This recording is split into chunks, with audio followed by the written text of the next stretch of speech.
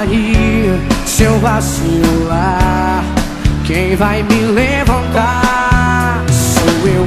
Quem vai ouvir você quando o mundo não puder te entender?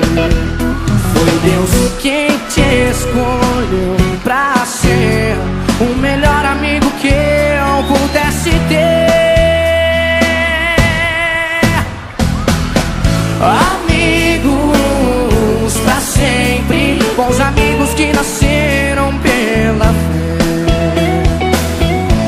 Amigos pra sempre, para sempre amigos sim, se Deus quiser.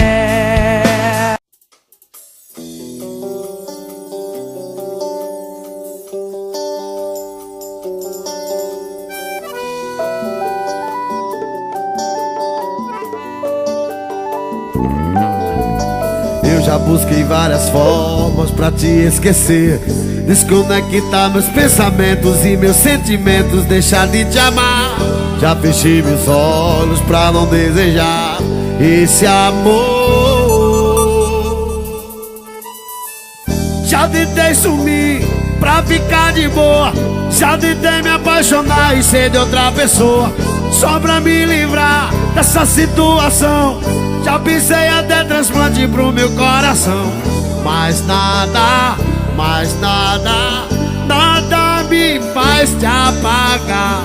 Mas nada, nada me faz te deixar. Eu posso até desaparecer do mapa, ir pra lugar bem longe pra não te ver, que eu não vou te esquecer, que eu não vou te esquecer. Nem que minha mente feito um passe de mágica fique de um jeito de não me conhecer. Eu vou lembrar de você, eu vou lembrar de você.